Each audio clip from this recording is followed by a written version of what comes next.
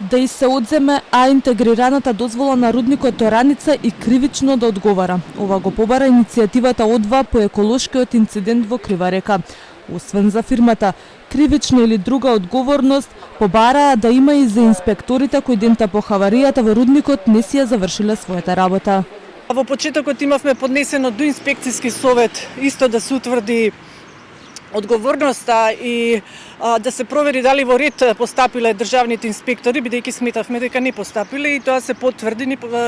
Имаме одговор дека тројца инспектори, значи од Државниот инспекторат за животна среда не постапиле како што налага законот, така да се следиме, треба самиот Државен инспекторат да или да изрече дисциплинска мерка или нешто друго, следиме што ќе се случи понатак.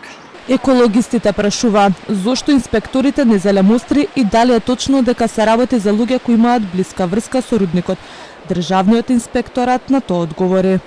Инспекторот Зоран Стојднев работел во рудникот до 2022 година до јануари и истиот е примен на работа 2022 во февруари во Државниот инспекторат за животна среда.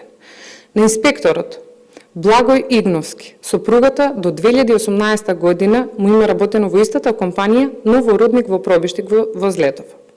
Дали тука има судирни интереси или нема, јас како директор на инспекторатот поднесов барање до Државна комисија за спречување на корупција, истата да го испита предметот. 3 дена по овој престелма прати прашање до антикорупционерите. Дали отвориле предмети и истражуваат ли за судирни интереси на инспекторите и доколку да, што утврдиле.